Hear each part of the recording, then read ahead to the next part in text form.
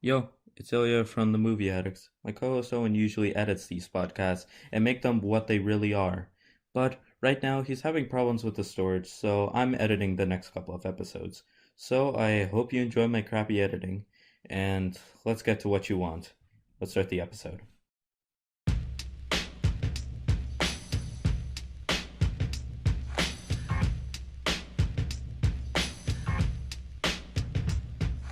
Hello, welcome to Movie Addicts. I'm Owen, and I'm joined by my co-host Ilya. Yo, what's up? Hey, not much. How's it going? Pretty good. I got a crow skull, which is fun. Yeah, it's very fun. Yeah, I dug it up from my garden, and because a crow died in my field a year ago, and I was like, oh, I'm gonna bury it and I'm gonna get its skull because I love crows. So yeah, I 2 days ago I dug it back up and I rinsed it with bleach and hot water, and yeah, it's sitting right next to me right now. So you've got a bird head, and you're gonna be the star of a new movie, Hereditary. Oh yeah, Well, this is a pretty special episode because we're not talking about just one movie, but we're talking about two movies. yeah, Oh. Is there a particular movie I guess we'll talk about The Hunt first, because we'll probably yeah, have less to say about that. yep, Yeah, so first we're going to talk about the newest movie I think we've actually talked about. The Hunt, it came out this year, 2020, is directed by some guy named Craig Zobel. That's his name. I yep. don't recognize it. Yeah, so this movie's about rich people hunting poor people. Or what, sorry, it's about what, conservatives hunting liberals? No, Or is liberals it the hunting. liberals hunting the conservatives? Yeah, yeah. And as you can tell, this movie is littered with political jokes. Oh boy, it is. It is something else. It's on a whole new level with this political commentary. Oh It's yeah. it's literally just conservatives versus liberals, the movie, but it's rated R. Yeah. And the liberals are the bad guys and the conservatives are the good guys. Yeah, Yeah. yeah, frick the liberals. Yeah, Donald Trump is who I'm for. So I guess we'll put out a light spoiler warning for The Hunt. I mean, there's not much to spoil. It's a super predictable movie. Yeah. Like, It's a Blumhouse movie. Yeah. What do you expect? yeah, it's a crappy horror movie. So let's get talking about it. Yeah. So, what'd you think, Ilya? I mean, I would like to say, like, if this was a horror movie, it was like trying to be serious like a horror movie, I would give it like no stars. It was awful. But Yeah. because there was so many political jokes, and it literally just it doesn't just like stuff in political jokes into your mouth. It takes it and like shoves it down your throat, puts it into your stomach, makes it digest, shoves it through your internal organs, and make you like shit it out. That's that's That is that's very accurate. that's how forced it is. Yeah, there was like, and there's no subtlety to this political commentary. Yeah. Like, I know there's the scene where I first noticed it. It's at the beginning, and you got the conservative guy, and he's in this gas station, and he's like, "Come on, I got to get myself a gun." And the woman's like, "Well, why do you need a gun?" He's like, "Well, I'm using it to protect myself. There's this certain law." And she's like, "Well, aren't the people chasing you with guns also using that same protective law to protect themselves by trying to shoot you?" And I was like, "Okay, we get it. Like, you don't need to." Oh yeah, they're not called black people. They are called what was African American. No, they're Yeah. black people. Who says that? NPR? Oh, I was like, bro, God, chill the fuck off. I know, right? Like, it doesn't stop with that political message. Like, Yeah. although I guess that does set it apart, because if you take away the political message, there's literally nothing there. Yeah. Like, Except there was the scenes that surprised me at the beginning. But other than that, Yeah. it was like, oh yeah, here's this girl with yoga pants. Oh yeah, she's following this guy, and then there's another guy that appears. Oh, it appears these two will be our like protagonists. Nope, the yoga pants girl dies in like the first 10 minutes. Okay, we're gonna follow this guy. This Oh no, he dies because he steps on a landmine. Okay, we're gonna follow this group. They go into a gas station. Nope, the gas station people kill them. oh, now we finally get our first glimpse at the main protagonist, Betty Gilpin, I think of how you pronounce, otherwise known as Crystal in the movie. Yeah. I just want to say though, like, I genuinely loved the beginning of the movie. Mm-hmm. Like, I liked it until the main character was introduced. Yeah. I didn't, the very, very opening scene on the airplane, I thought that was dumb. Yeah. Or, no, it opens with, like, a group chat text message, doesn't it? Yeah. I completely forgot about that. About, like, oh, yeah, we're gonna go hunt people. Oh, no, we don't talk about that. Oh. Yeah. And apparently that was a joke. Yeah, so I guess the whole plot of the movie, what it tries to do is, like, so there's apparently the rich liberals are hunting the poor conservatives. But then it turns out that they're not actually doing it, and the only reason that the conservatives are hunting the liberals is because the liberals said that conservatives were hunting the liberals. If that makes any sense. It's the other way around, but yeah. Whatever. Yeah. I don't know. It's too. There's too many political jokes. You can get lost easily. Yeah. But, like, back to the beginning. So they all wake up, and like you said, you're following this girl with the yoga pants for a while.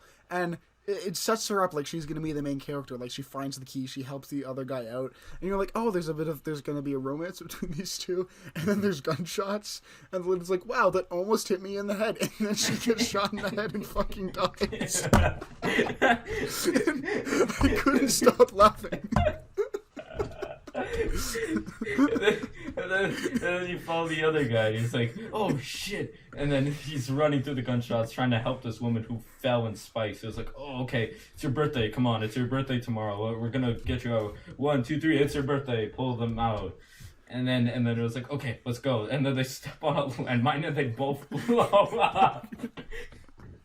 Like, it does such a good job of, like, subverting your expectations and just killing everyone. Yeah. And it was so funny. And then we go to this other group and they're running down. And then they climb over this fence and then the one guy dies. Getting shot like a couple times by arrows. He gets shot with a bow and arrow, yeah. And then the group heads to the gas station and like the people. Then there's a whole political back and forth bit about guns. Yeah, and then the gas station like cashiers like throw a smoke grenade and just shoot the people. Like, it was so out of context. It's just so unexpected, and it's really funny. Yeah. Like, yeah. So the beginning is great, and then you get our main character who's like your stereotypical smart, badass female protagonist. Like, there's nothing special about her. She's just kind of boring. Yeah. And then she meets like this fat southern sidekick. Yeah. And then the rest of the movie's just them going around trying to kill the liberals. It was Shut the Fuck Up, Gary, and then there was Dawn. There was the one scene where they sneak onto the train and there's like the illegal immigrants on the train. Oh my, and the one guy's trying, like, again, there's this huge political message, but there was this really funny bit where the guy's trying to point out to the police officers that pull them over that they're just actors. Mm-hmm. And whenever the police officer's not paying attention, the immigrants will turn over and start speaking English to him. Yeah. And I mean, it was pretty funny. Yeah, I'll give him credit for that. I like that. But spoiler alert, after the fat guy dies, it's super boring. Mm-hmm. It was I think after like the whole thing, like gas station thing, like after the gas station part, I was like, okay, she's gonna die next, and we're gonna follow someone else. But no, she continued. Also, the ending was really stupid. After that, I was just like, okay, fuck this movie, man. Because okay, so setting up, they like travel around a little.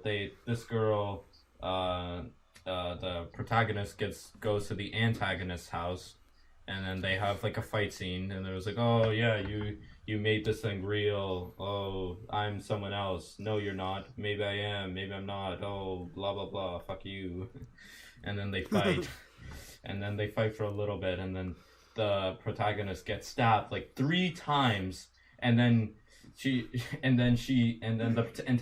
protagonist stabs the antagonist, and then she dies, and I'm like, wow, oh yeah, the protagonist invisible. I get stabbed like 3 times in like the gut and the kidney. Oh yeah, I'm just gonna stab the antagonist in the stomach. Oh yeah, I'm gonna slowly bleed out, die.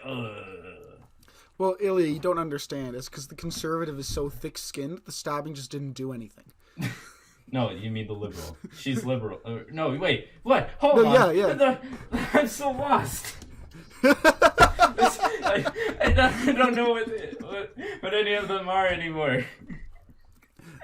The people hunting them down are the liberals, right? And the people being hunted are the conservatives. Okay, yeah, okay. I think. I think. I don't know. I don't know. I just hate movies like that like are like, oh yeah, it's these people versus that people. It's good guys versus bad guys. It's so like stereotypical. It's like, oh come on. Especially if it's political. Yeah. Like a political joke is good, and I mean you can make good movies about that are political, but like when it's like this, and like you said, it's just shoving it down your throat over and over and over. You just get so sick of it, and you're like, okay, can you just tell the story? Like I want to. Can you shut the fuck up, Gary, and like stop making immigrant jokes? Yeah. I mean, I thought the action was good. The violence was good. Don't take that quote out of context. Yeah. The fight scene at the end, although it was way too long and got boring, it was at least done well. Yeah. It wasn't like all close up shaky cam. Yeah. Like a lot of bad action is shot. And then like 20 camera angles in 1 second. Yeah. Like you can't even tell what's going on. Like it was actually good. Like whenever a character fell, the 2 characters fell, the camera moved towards the ground with them in a sudden format. It was really that part was really well shot. I really enjoyed it, but the fighting just like carried on and on. I was like, dude, is this gonna end? And I mean, it did end eventually.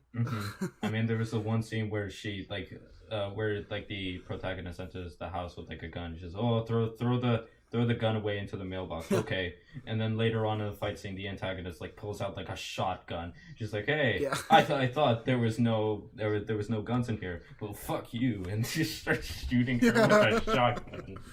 I was like, wow.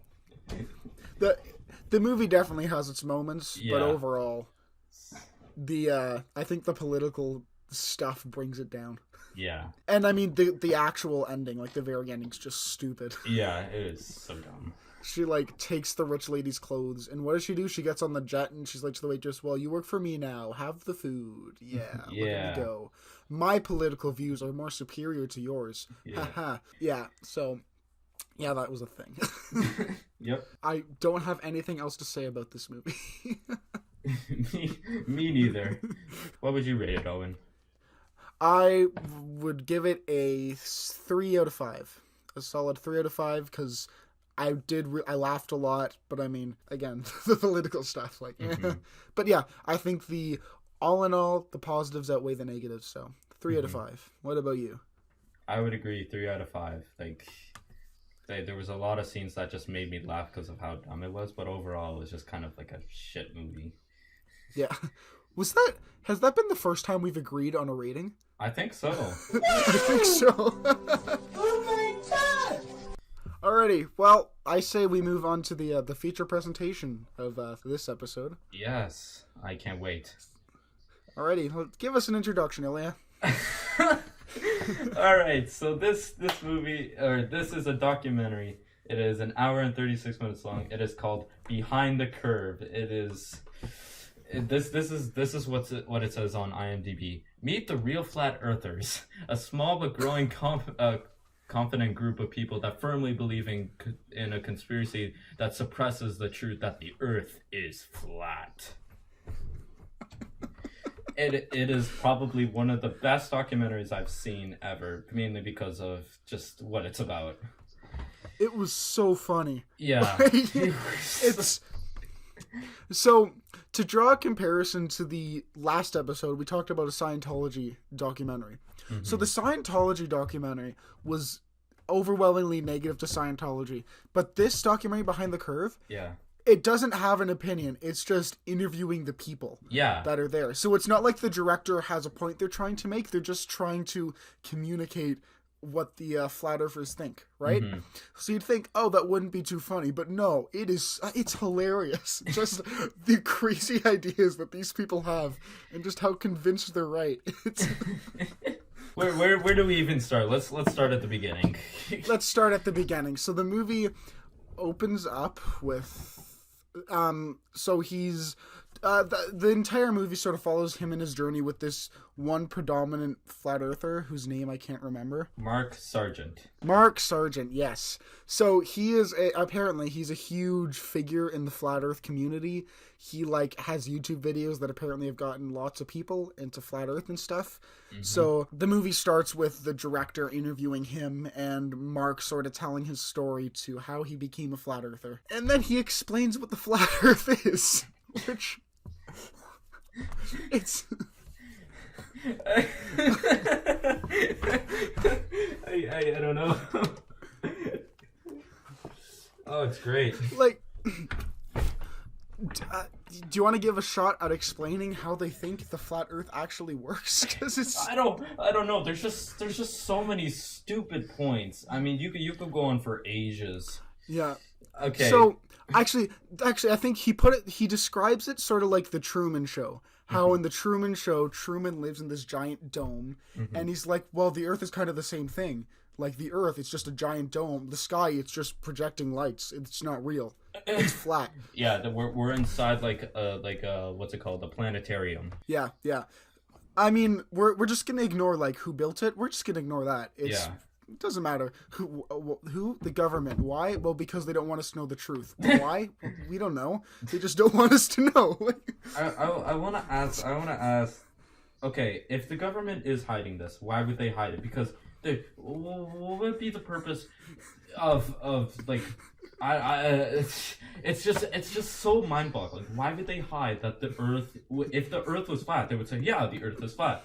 The same thing. Like people thought for ages that the Earth was flat, and then Christopher Columbus said, oh yeah, no, it's round, and it's a globe. And then people was like, oh yeah, it is a globe. And then they did studies and stuff, and they found it was a globe. And then we send people into space. Yeah. And we took pictures.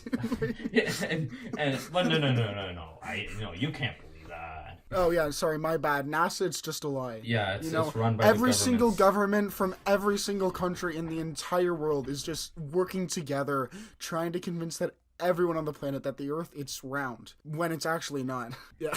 I don't know why people have to if it's good to ask questions, but question things that actually need to be questioned. Yeah, and it gets to a point, especially with this, where like there's not even a point to it. Like something as trivial as this, like there shouldn't be any argument over it. And the funny thing is they, throughout the whole documentary, they don't bring forward one single bit of proof to support them. Mm-hmm. Every single experiment they do throughout the movie either fails or proves them wrong. Yeah. And it's hilarious. Yeah. Just bringing back to the opening of the documentary, they're on a beach, right? Mm-hmm. And the guy, Mark, is describing how, you see, if the Earth is flat, you're going to be able to see farther. But if there's curve, there's going to be a curvature, meaning, see that, I think it was Seattle, across the lake. And he was like, see Seattle?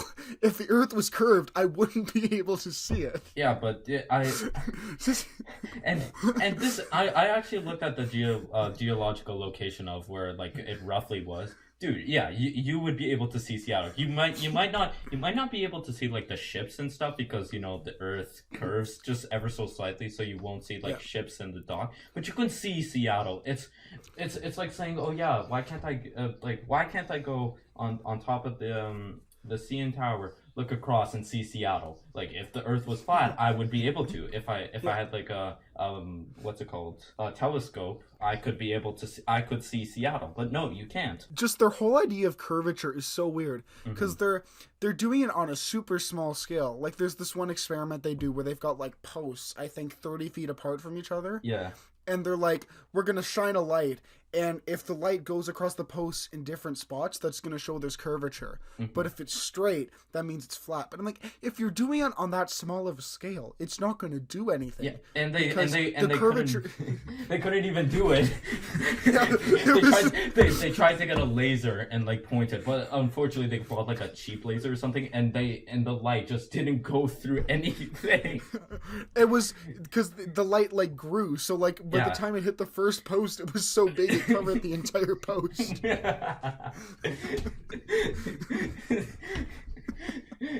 And then they tried a similar thing with light, except it was a much closer, and they were like, oh yeah, this proves it. And it would prove that the Earth was round.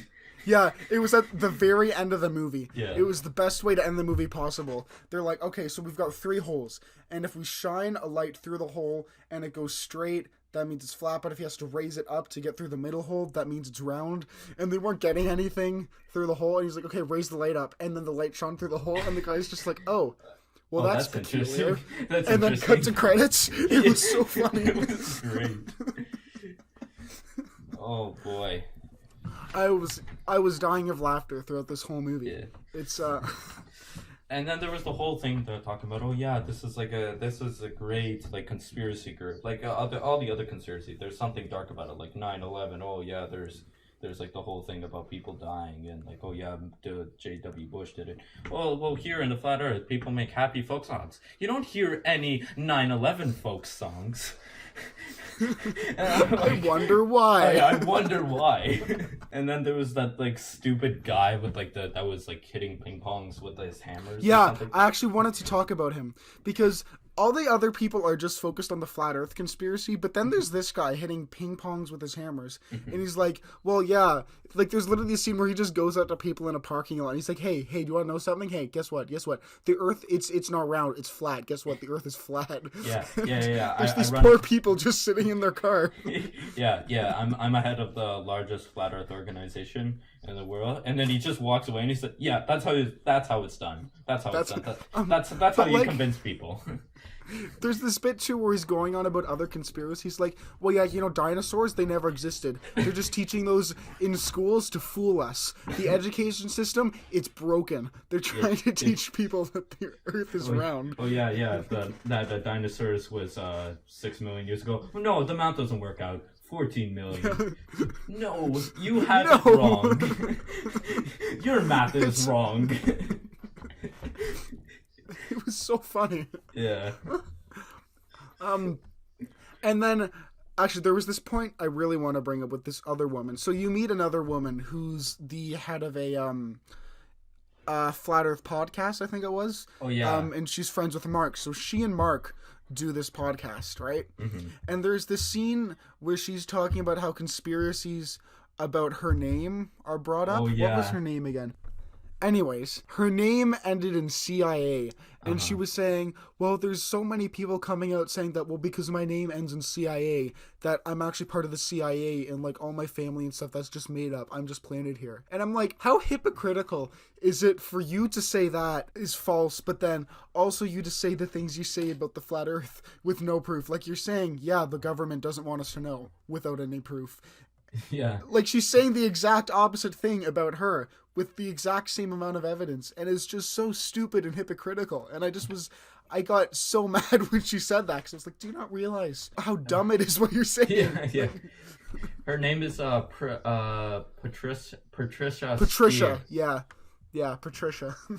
Yeah. Another point I wanted to bring up about that hammer guy, he said it later on, I don't know if you caught this, but I caught it. He said that, oh yeah, if the Earth is like moving around, why don't we feel it? The scientists say that we're moving around at like faster than the speed of light. Why don't I feel it? And that was so dumb, because it's like, okay, so why when you're driving in a car at like 100 kilometers an hour you don't feel it, and why can you like throw a ball up in the air while you're driving and it will land back in your hand? It doesn't make any sense. I wanted to bring that up too. Yeah, it makes no sense at all. This guy, he's like, the ball is moving with you in the car. Do you not realize this? So yeah, it's very possible that we can be moving like thousands of kilometers an hour, and like not feel it, because it's the same thing. Like, oh yeah, you feel it. You feel like the movement when you're in a car, like when you're starting up. But once a couple seconds pass and you continue the same speed, your body adjusts to the speed. Yeah, same when you're on an airplane. Like, Mm-hmm. you get used to it. Like, when you take off, you're thrown back in your seat. But when it's in the air, you're going, like, hundreds of kilometers an hour, but you don't notice it. Same with the Earth spinning. Like, They showed a video in there. You know that guy that was like on the globe, and he said, "Oh yeah, this is like the biggest conspiracy ever." yeah. It was like a bald guy. I actually looked up the actual video, one of his actual videos. I kid you not. Okay, I'm gonna explain to you this video. Okay, so at the beginning, he's like, "Okay, I have indisputable evidence that shows that the Earth is flat." Okay, and now I'm gonna say this. I'm a very smart guy. Like all my friends, if you ask any of them, they will tell me that I am a very smart guy. Immediately, once you say you're a smart person, though, if you say you're smart, you're gonna make people think, okay, you're not smart. Like that. That's the first thing that it's like saying not to be racist, but and then go on to say something. Like people are gonna think, oh, you're gonna say something racist. So immediately that was put up in my head, and he was being all arrogant, like, yeah, I graduated with like a master's degree in mathematics and stuff. I'm like, okay, whatever. And then he takes a globe and he takes an airplane. So it's like, okay, so why is it when you fly from North America to South America, the plane dips down, but we don't? It's the airplane doesn't move in real life. When in theory, when you're moving from the North Pole to South Pole, it should be upside down because it's going down. And I'm like, no, that's not how that works. There's something called gravity, you moron. I couldn't do it. I can't do it, Owen. I can't. The entire movie is just moments like that. Yeah. The entire thing. And it's so funny because you don't need any commentary from the director or the people making it to point out just how hilarious it is. Yeah. Like the Scientology one, it was funny, but only because you have this guy reacting to everything. Like this one, if you had that would honestly take away from it. Yeah. It's just the pure insanity of what they're saying is so next level. remember that the Mark what's his name? Mark Surgeon? Yeah, Mark Surgeon. He has the same mic as you. Just for okay, yeah, and he was... yeah. So it's so weird. So you've got like the microphone and then there's a stand for it. So the way I'm recording right now, I've got the stand and I'm speaking into the microphone on the stand. He like holds it and puts into his chest. So I'm going to give an example. So this is what it should sound like normally. And this is what it sounds like when Mark is using his microphone. I know you won't be able to hear it, Ilya, but when it's edited, you'll be able to hear the difference. And it's so... I'm like, why? It has a stand. Why are you holding it on your chest like that? It was so weird. Yeah. Yeah, that was just great. Yeah. So then there's also another person in this documentary. He's this guy that builds flat Earth models. Oh, yeah. And... Oh, he had a great line that I was going to bring up, but I don't remember what it was. Was it about like, oh yeah, if you ask me 2 years from now about something? I don't remember what it was.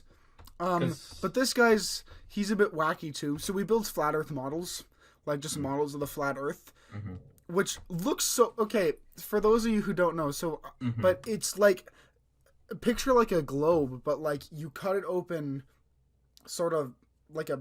It's like a pizza. I don't even know how to describe it. It's like a pizza. And like the crust is icebergs, and then in the center you've got the North Pole, and then the continents are sort of coming out from that. It looks so weird. And you know, it just doesn't make any sense. Where is Antarctica? Why is Antarctica all the way around?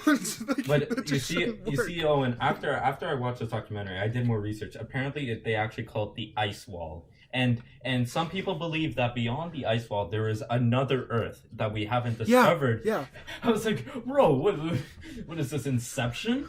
Yeah, there's a flat Earth convention at the end, and the Earth map guy is showing a model he made that shows the continents outside of the ice wall.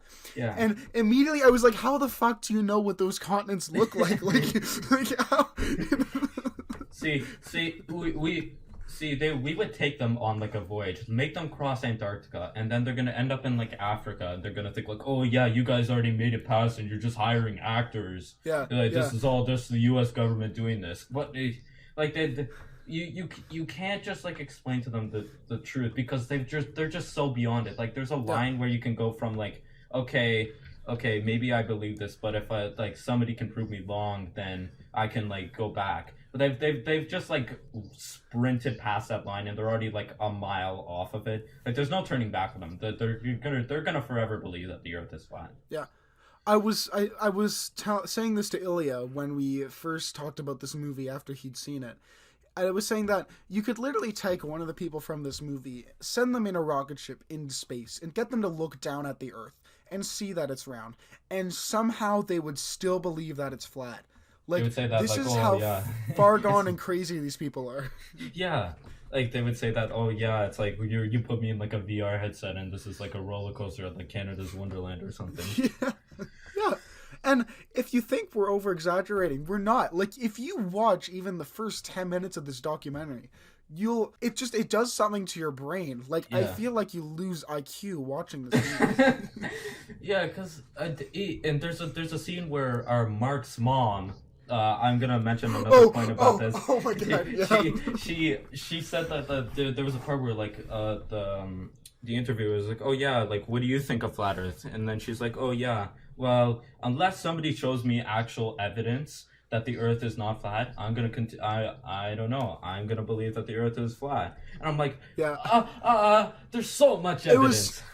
It was so funny seeing Mark and his mom, because I mean, I never explicitly said that, but it seems like Mark still lives with his mom. Yeah. I can't say that for sure, but I mean, they were in the same house.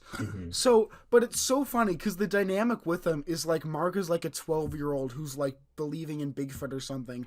And then there's his mom who's like supportive of him, but really doesn't believe a thing he says.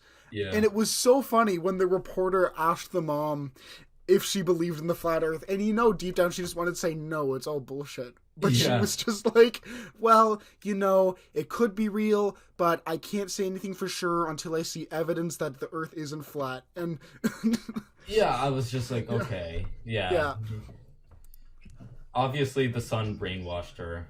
It's yeah. no doubt. Yeah.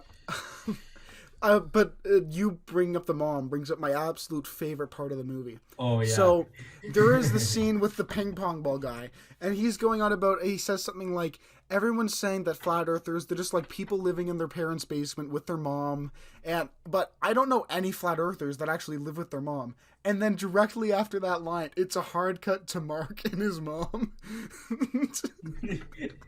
I lost it. It was so perfect. And then there was that like crazy guy that thought he was like the king of the flat Earth. That one was Yeah.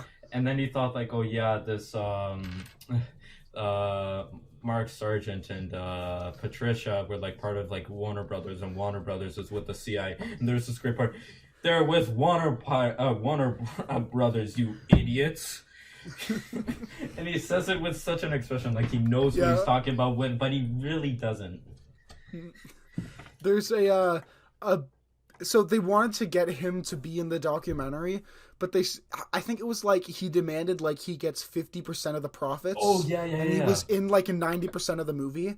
Like it was this ridiculous thing. Like, so yeah, what else was I gonna say?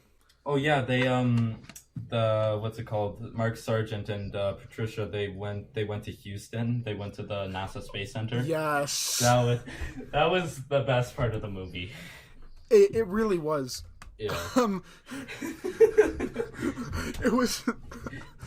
So they were live streaming inside the space station, and they were pretty much going around trying to make fun of NASA. So I know the first they point out like, Angry Birds. What's NASA doing now? They're partnering up with Angry Birds. That's how desperate they're going.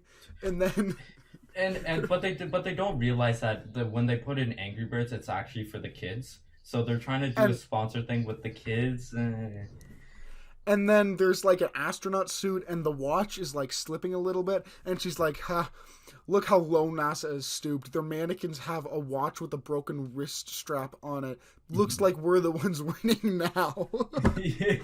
and then there was a scene like, oh yeah, that's not the moon. When it realizes that it's not a picture of the moon, that it's actually it's another moon from like another like planet or something. That was so funny. Because at the bottom it doesn't say like the moon. It says like, oh, other galaxies or something. Yeah, it's like a library. And then the best part is when they were like sitting in this chair. So like you look up and there's a screen up there, and it said like press the button to start. So the genius guy goes up and starts pressing on the screen way above him. He's like, hey, it's not even working. And then they're walking away like, how it's so dumb, it's broken. And then the camera just pans over to the green go button right beside his hand. And he's like pressing on all the screens. It's like, it's not working. Oh wow, this is what's NASA come up to. We have a game that doesn't work and like everything is like broken. I think we're winning, people. Yeah, it was great. It's priceless. Mm-hmm. Oh yeah, by the way, these people believe that they're actually like crushing scientists because Mark Sargent said, "Oh yeah, we're not just beating them, we're crushing them because we don't even know how to, they don't even know how to like come back at us." But how can you come back? How do you come back? Yeah, when half of them believe that, oh yeah, if I don't feel movement, then the Earth is not moving. So how is it spinning and how is it a globe then? That means it's flat. It's like one of those arguments, like, I don't know, it's like me going up to you and saying, hey, you know, I saw a 20-foot tall worm. It was a worm and it was 20 feet tall. And you could say, no, that's not. And I would say, yes, it is. See, I'm beating you. It's like doing that. Like, yeah. You can't just make an argument that is so dumb that there is no way you can disprove it and then say you're winning because there's no actual way to disprove it. Like, yeah. It's what's it called? A physician said this in the documentary. He said, okay, when you try to give a point to these people, before you even start talking, they're not even gonna listen to what they're saying. They're already gonna plan on their comeback. They're not even gonna listen to what evidence you have, what kind of sources, anything. They're already planning what they're gonna say back to you after you finish talking. So it's kind of hard to, have like a proper discussion with them about a topic when they're not even gonna let you speak and listen to what you have to say. Yeah. I think it was the same, but he also said that the way that a lot of their studies work is usually studies work with, you have a hypothesis to see what happens, and then you test that to figure out what would happen, whereas the way they work it, they do it the opposite. They have an answer that they don't, and then they test and they only regard the evidence that proves their answer. Mm-hmm. So I feel like I say this about the entire movie, but this is one of the best parts. They have a what's it called? Something scope? Oh, a gyroscope. A gyroscope, yeah. So he's like, so every hour, the Earth rotates 15 degrees. So this thing measures how much it moves. So it's not like they got a cheap one. It was $20,000 for this gyroscope. And they tested it for an hour, and what do you know? The Earth moved 15 degrees. And it's like, no. And he was like, no, well, it was probably measuring the sky. So, like, we put it in, like, this material, and then we tested it again. And what do you know? The Earth turned 15 degrees. And we're like, no. So they put it in another material that would 100% guarantee that it wasn't the sky. And then they were like, oh, no. And then it, again, said 15 degrees. And they was like, okay, we're going to disregard this as evidence. Yeah, like, when they are directly given things that disprove their point that are unable to be argued against, they just like, yeah, well, it's wrong. Mm-hmm. It's... I don't know.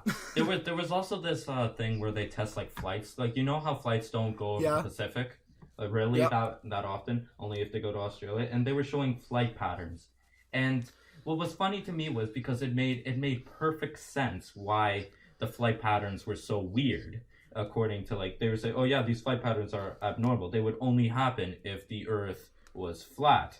And I'm like, no, because if you were to go from like what's it called, from like Vancouver to China, if they'd say, oh yeah, if the Earth was round, why don't you just fly across? Well, if you would know that the Earth was round, then you would know that you would head up through Canada, through Alaska, through Russia, and into China, because then you would use less fuel, it would be more efficient, and you would get there faster. There's also tests that provide that, like, oh yeah, these little flight patterns, if the Earth was flat, it would actually be longer than what it actually is in real life. So it makes, and again, it's just, there's just so much evidence, and they just disregard it and provide like false evidence that prove nothing. Yeah, that's the whole documentary with them. So the documentary ends. They're at a flat Earth convention. Oh yeah, and Supreme Flat Earth. The main guy Mark is giving a speech, and this part stuck out to me. He's doing questions, and then this one kid comes up, and he said he was 12 years old, and he believed in flat Earth. And I was like, I feel so bad for this kid. Like, when he grows up and he realizes that, like, I mean, I can relate. I used to be the same way when I was younger. Like, when I was 10 years old, I was like the biggest Bigfoot believer you would ever believe in. Like, I would be so passionate when people say Bigfoot's not real. I'd be like, oh no, Bigfoot's real. There's so much proof. I made a whole video looking back at that. It's on my Instagram, so if you want to check out that, I'd highly recommend it. But I can, it's the same thing. Like you'd think that not so many people of the age group would believe in it, because a lot of the people, when you look at it, they look like they're between the ages of like 30 and 60 maybe. So I don't know, maybe something happened in like the 70s and 80s that made people believe the Earth was flat when they were born. Who knows? And he also read a letter out that said, oh yeah, like when these kids were in class and they said, and the teacher said the Earth was round, or Earth was a globe, that like half the class said no. And I was like, holy shit, what's going on? This isn't right. Yeah. So either I figured either that's made up, he's exaggerating, or we're all just fucked and people are really stupid. I mean, I've never heard that in Canada. So, and this is in the U.S. So I think we're fine for the next couple of years. I think we just gotta build a wall on the border, like Trump said he would do to Mexico. If we're looking at what's going on, with the coronavirus, the United States might just all die. That wouldn't be so terrible. yeah. No, that wouldn't be too bad. The moral of the story is, thank goodness we do not live in the United States. Yes, I say that to myself every night. Yeah. Oh yeah, there was remember the parts where they were talking about they were interviewing random people at this like convention, like that. Oh bar. Yeah. And then there was the scenes where it's like, oh yeah, I got bullied because I believed in flat Earth.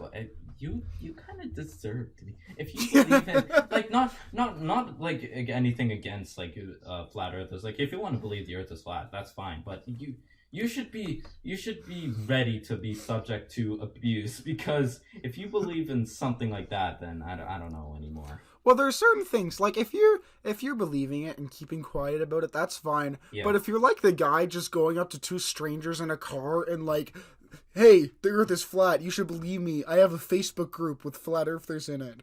And it's you're one just of the like, biggest in the world. Yeah.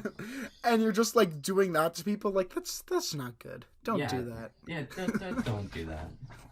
And then there was the girl that went on 2 dates, but the guys broke up with her because she told them that she believes in the flat Earth. Like, yeah, that's gonna happen. There was the one guy who was there. He's like, yeah, I just got my divorce 2 weeks ago because I believed in the flat Earth. It's so sad, but it's just morbidly funny. It's kind of a dark humor thing. You know how bad it is? They had to create a dating site on Facebook. Where you can go interact with people and that are flat earthers, because people, as soon as people hear that, oh yeah, I believe in flat Earth, they're like, okay, no, you're dumb. I'm not gonna be anywhere near you in your general location. Actually, speaking of flat earthers and dating, I thought it was so funny whenever the Mark and the girl who hosts the podcast were together, because he is so deep into the friend zone. Uh-huh. It was hilarious, because I mean, they interview both of them about each other, and the girl is like, yeah, he's a great friend, I have all this. Is the romantic relationship? No, I think we love each other as friends. And then you've got him, he's like, yeah, we're friends. And you can just tell deep inside, like, he wants her. Yeah, and it's you feel so bad. There's a bit where they're recording the podcast and he's sitting there and it's just a close-up of his face and he looks so sad with himself. Yeah, it's like, oh, I just see he really wants to just get in her pants, 100%. Yeah. So yeah, gotta feel kind of bad for the guy, but I mean, still, if you believe in the flat Earth. Yeah, and like and like they were talking about more people. Like many people had to like burn the bridges of like their parent. They can't talk to their parents. Yeah. They can't talk to their like family members because like it's just gone beyond like because people think that like you're stupid. Like no, and I'm gonna say this like I don't think that anybody should be called stupid unless it's Trump. But if nobody is stupid, okay? Like even the hillbillies, like everybody is like smart in their own way. Like if people. It's just that people get misinformed is the problem. Like for like some people think that, oh yeah, they're just stupid that they don't believe. No, they just get misinformed. Like that guy, they're like, oh yeah, I'm so smart. Like he had a master's degree in like mathematics. Like, dude, good for you, man. You just lost your way a little on reality, and we just kind of need to push them back somehow. But that's how we. I don't know. It's kind of hard to like watch them because it's just they're just kind of lost in their own world, and we're trying to bring them back, but they're just refusing to stay in their own reality. There's a bit when they're at the forum where the one guy asks, "So are there any scientists who are flat earthers?" And he's like, "Well, no." because because the education takes control of you. Yeah. And it reminded me of, I don't know, you've probably seen it. There's this Australian comedian, Lewis Spears, who did a bit where he went down to an anti-vaxxers parade trying to find a scientist. And it's like the exact same thing. Like, why would there be a scientist there? Yeah. Any person with a little bit of knowledge would be able to realize it for themselves. Like, there was one more thing I wanted to talk about. I'm just trying to think. Oh, yeah. Okay, flat earthers. How can you explain a solar eclipse? That was a big scene. What did he say? He's like, well, it looked like a 2D object going in front of the sun. Yeah. Like, it's all a simulation. It's not actually real. Yeah, buddy. Yeah, because you know that's been happening since like the beginning of time, and like people have recorded to see this kind of stuff in the early days. So you know how would a government with like little technology just be able to do that? I don't understand. Actually, that kind of reminds me of a point. It's just against conspiracies in general. So there's another podcast I listen to called Sardonicast. It's with the movie critics like Ralph the Movie Maker, I Hate Everything, and Your Movie Sucks. But like there was a question and they were asked about conspiracies, and I think it was Your Movie Sucks who made this great point about like, do you really think one government alone, let alone every government in the world, could work together to do a conspiracy? Like, look at the United States. They can barely run a country, let alone cover up the fact that the Earth would be flat. Like, I don't know. It's just so unrealistic that and you're saying that Russia and the U.S. would work together. No. That's a funny joke. That's a funny joke. Remember when they went through this whole Cold War thing? No, they're besties now. That was made up. That was a lie. The government also made that up. It didn't actually happen.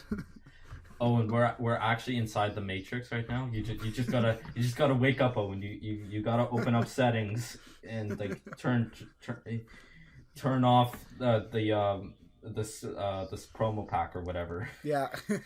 What would you give Behind the Curve?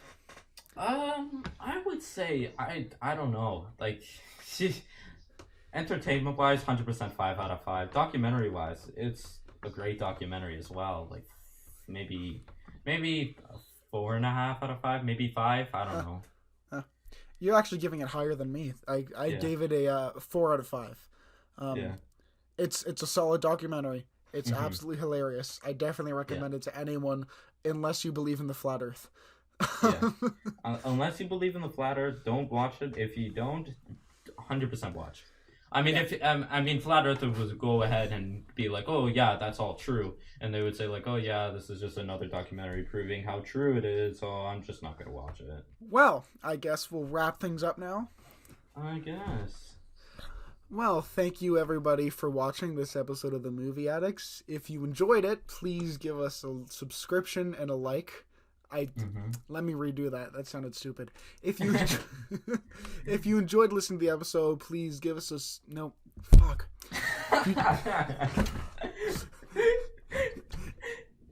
If you enjoyed watching the episode, please consider subscribing and maybe liking this video, and who knows, maybe even sharing it. Wouldn't that be cool?